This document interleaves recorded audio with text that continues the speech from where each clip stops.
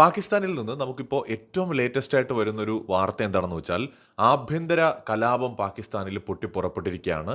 സിന്ധ് പ്രവിശ്യ മുതൽ ബലൂജ്, ഖൈബർ എന്നിങ്ങനെ നേരത്തെ പ്രശ്നങ്ങൾ ഉണ്ടായിരുന്ന എല്ലാ റീജിയണിലും ഇപ്പോൾ ആഭ്യന്തര കലാപം ഉണ്ടായിരിക്കുകയാണ്. ഇത് സംബന്ധിക്കുന്ന ചില സീരിയസ് റിപ്പോർട്ടുകൾ ഇപ്പോൾ പുറത്തു വന്നിട്ടുണ്ട്. ബലൂചിസ്ഥാനിലെ ഒരു പ്രവിശ്യ, ഒരു പട്ടണത്തിന്റെ മുഴുവൻ നിയന്ത്രണവും ഇപ്പോൾ അവിടുത്തെ ബലൂജ് വിമോചന സേനയുടെ കയ്യിലാണെന്നാണ് ഏറ്റവും ലേറ്റസ്റ്റ് ആയിട്ടുള്ള റിപ്പോർട്ട്. മാംഗോച്ചർ എന്നോ മറ്റോ ആണ് ആ ഒരു സ്ഥലത്തിന് പറയുന്ന പേര്.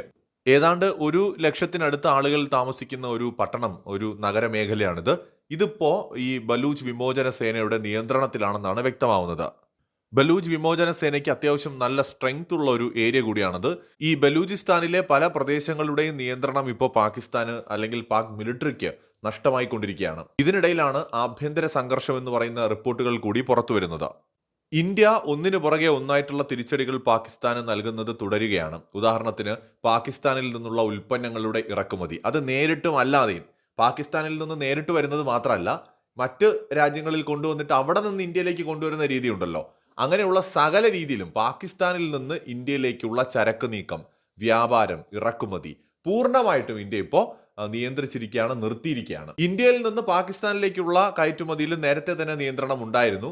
അപ്പോൾ പാകിസ്ഥാനിൽ ആഭ്യന്തര സംഘർഷം ഉണ്ടാവുന്നതിന് പല കാരണങ്ങളുണ്ടായിരുന്നു. ഒന്ന് വെച്ചാൽ വിലക്കയറ്റം ഉണ്ടാവുന്നു, സാധനങ്ങളുടെ ലഭ്യത കുറയുന്നു, മരുന്നുകൾ കിട്ടുന്നില്ല. അത് മാത്രമല്ല, ജനങ്ങളുടെ ആവശ്യങ്ങൾ നിറവേറ്റാൻ ഗവൺമെന്റ് പരാജയപ്പെടുകയാണ് പാകിസ്ഥാനിൽ. അതിന് പുറമെയാണ് യുദ്ധ സാഹചര്യം ഉണ്ടാവുന്നത്.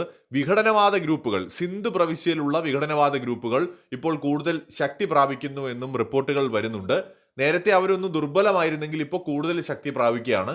പ്രത്യേകിച്ച് സിന്ധ് പ്രവിശ്യയിലേക്കുള്ള ചൈനയുടെ കടന്നുവരവിനെതിരായിട്ട് നേരത്തെ തന്നെ സാമാന്യ ജനങ്ങൾക്കിടയിൽ തന്നെ പ്രതിഷേധമുണ്ടായിരുന്നു. എന്നാൽ ഈ പ്രത്യേക സാഹചര്യത്തിൽ സിന്ധിലെ വിഘടനവാദ ഗ്രൂപ്പുകളും വിഭജനത്തിനായിട്ടുള്ള ഒരു തയ്യാറെടുപ്പ് നടത്തുന്നു എന്നാണ് ഇപ്പോൾ പുറത്തുവരുന്ന റിപ്പോർട്ട്.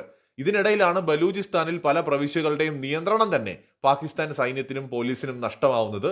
പഷ്തൂണുകളും കൂടുതൽ ശക്തമായിട്ട് പാകിസ്ഥാനെതിരെ ഫൈറ്റ് ചെയ്യാനായിട്ട് തയ്യാറെടുക്കുകയാണ്. കാരണം ഇന്ത്യ പാകിസ്ഥാൻ ഒരു സംഘർഷം ഉണ്ടാവുകയാണെങ്കിൽ ആ അവസരത്തിൽ ഈ ഒരു വിമോചനത്തിന് വേണ്ടി പോരാടുന്ന, സ്വതന്ത്രരാവുക എന്ന സ്വപ്നത്തോടെ പോരാടുന്ന വിഭാഗങ്ങൾക്ക് ആ ഒരു അവസരത്തിൽ അവരുടെ ആഗ്രഹവും നിറവേറ്റാൻ കഴിയുമെന്ന് അവർ വിചാരിക്കുകയാണ്. എന്ന് വെച്ചാൽ തയ്യാറെടുപ്പുകൾ ഇന്ത്യയിൽ മാത്രമല്ല, പാകിസ്ഥാൻ സൈന്യത്തിൻ്റെ ഇടയിൽ മാത്രമല്ല, പാകിസ്ഥാന്റെ ഉള്ളിൽ സായുധ സംഘടനകൾക്കിടയിൽ നടക്കുകയാണ്. എന്ന് വെച്ചാൽ അവസരം നഷ്ടമാക്കരുത്. ഇന്ദിരാഗാന്ധിക്ക് ശേഷം ഇന്ത്യ കണ്ട ഏറ്റവും ശക്തനായ പ്രധാനമന്ത്രിയാണ് നരേന്ദ്രമോദി. ഇന്ദിരാഗാന്ധിയേക്കാൾ പവർഫുള്ളാണ്, ലോക പ്രസിദ്ധനാണ്, ലോകത്ത് വലിയ സ്വീകാര്യതയുള്ള ആളാണ്. ലോകരാജ്യങ്ങളുടെ സപ്പോർട്ട് ഇന്ത്യക്കൊപ്പമുണ്ട്, അമേരിക്കയുടെ സപ്പോർട്ടുണ്ട്, ഇന്ത്യക്ക് ഇന്ന് ആഗോളതലത്തിൽ വലിയ സ്വാധീനമുണ്ട്. അപ്പോൾ ഈ ഘട്ടത്തിൽ ഇന്ത്യ പാകിസ്ഥാൻ സംഘർഷം ഉണ്ടായാൽ എന്ത് വില കൊടുത്തും ബലൂചിസ്ഥാനെ മോചിപ്പിക്കാനാണ് ബലൂജ് വിമോചന സേന ആഗ്രഹിക്കുന്നത്. അതിനായിട്ടുള്ള തയ്യാറെടുപ്പാണ് അവിടെ നടക്കുന്നത്. ഇതിനു പുറമെ പാകിസ്ഥാനിലെ പല ഗ്രാമങ്ങളിലും നഗരങ്ങളിലും പോലും ജനങ്ങൾ തമ്മിലടിക്കുന്നുണ്ട് ഭക്ഷണ സാധനങ്ങൾക്ക് വേണ്ടിയിട്ട്. അതുപോലെ തന്നെ ആളുകൾ, പൈസ ഉള്ളവര് ആവശ്യം പോലെ സാധനങ്ങൾ വാങ്ങിക്കൂട്ടി സ്റ്റോക്ക് ചെയ്യാണ്.